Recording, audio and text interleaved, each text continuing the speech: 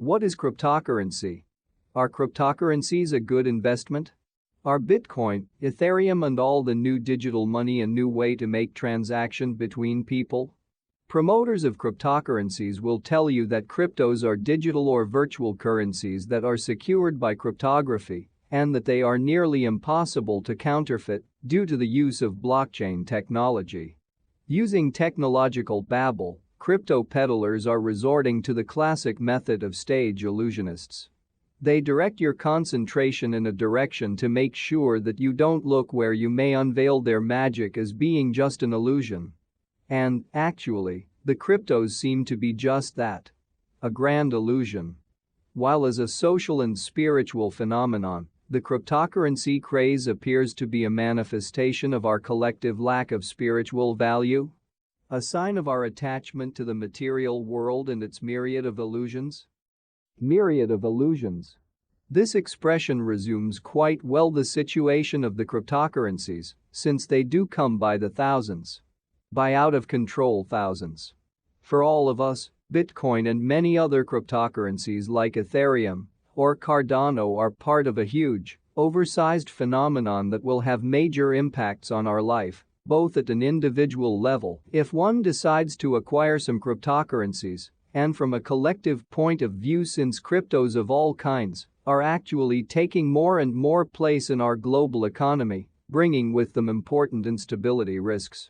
To have a quick glimpse of the uncertainty menace that the cryptos like Bitcoin and Ethereum bring, just consider those numbers. There are actually more than 8,000 different cryptocurrencies in the world, the 10 most important being the Bitcoin, the Ethereum, the Litecoin, the Cardano, the Polkadot, the Bitcoin Cash, the Stellar, the Dogecoin, the Theter, and the Monero.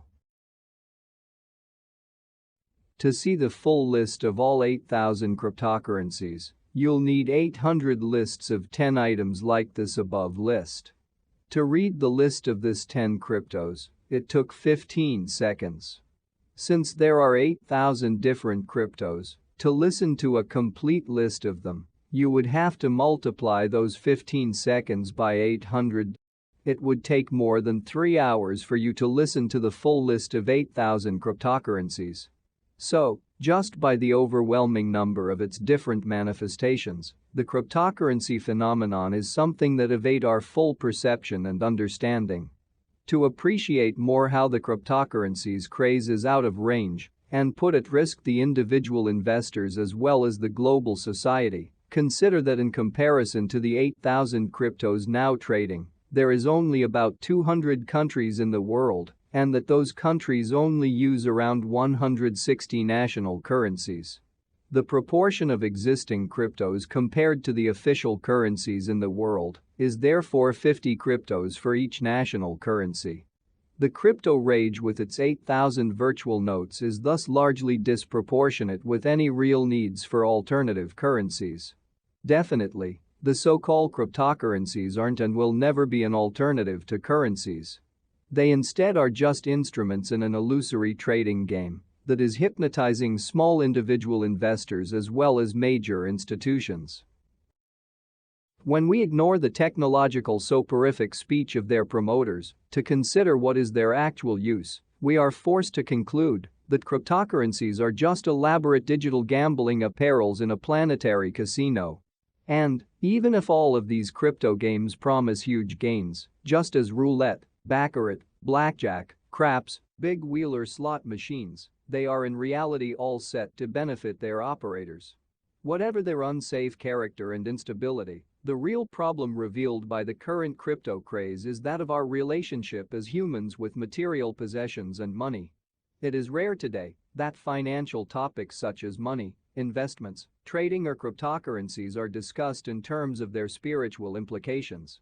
Yet the relationship between material possessions and spiritual evolution is a constant in all spiritual currents and all religions. This in ancient times as well as in more modern philosophies. For instance, the question, "What if money was no object?" was central to the author and philosopher Alan Watts, who, in the 20th century, popularized Oriental religions to the Occidental world. Such a question being crucial to allow anyone to discover their true identity and to choose what to devote their life to. Alan Watts' questioning had for source millennial Oriental religions such as Buddhism that warns its adepts against the evils of attachment which threatens freedom. For its part, Hinduism teaches that all things must pass and that one shouldn't cling to the illusions arising from Maya. In the Occidental world, people from Christian faith may also remember that Jesus teaches that you cannot serve God and money at the same time. So, the relation between money and spiritual growth is an important and complex one. In those modern times, the concept of material possessions and money has developed to now include a myriad of financial objects such as banks accounts, stocks, investments of all nature and more recently cryptocurrency, all objects that are now part of the human greed and lust dynamic. Perhaps should we consider more seriously the spiritual aspects of our relationship with money, investments, and cryptocurrency? Relatively to cryptocurrencies, the crucial question to debate is probably to consider if the myriad of investment instruments that are agitated under the eyes of individuals are just part of the world of illusions, of the Maya, that keep us separated from our real self. To give a more specific analogy, we should ask if cryptocurrency, an abstract virtual concept in which many believe blindly, is not our modern-day equivalent of the Hebrews' golden calf, an idol that was adored by the Israelites when Moses was absent. Remember the whole biblical story. When Moses leaves his people to climb Mount Sinai in order to receive Yahweh's 10 commandments, he leaves the Israelites for 40 days and nights. After a long time, fearing that Moses wouldn't return, the Israelites lost their faith and gathered up their golden earrings and ornaments and molded them to construct a golden calf that they revered as their new god. The analogy with the cryptocurrency is quite captivating, since it is exactly because the people lost their faith in the almighty money that the new adepts of cryptocurrencies melt their financial holdings, the equivalent of their gold earrings, to create a new kind of deity, the cryptocurrencies.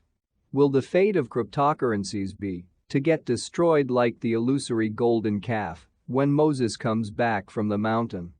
And would the cryptocurrency followers perish just as the golden calf disciples were slain by the sword? We don't know for sure. But what is sure is that the cryptocurrency craze has for cause the fact that more and more, a majority of human individuals take for ideal the accumulation of wealth. Are the cryptocurrencies a good investment for those whose purpose is to accumulate wealth? It really doesn't seem to. But for sure, cryptocurrencies are not a good investment of one's time and life if his purpose is to grow spiritually, because cryptos, just like any other kinds of possessions or money, are just part of a grand illusion that shouldn't prevent us to grow spiritually.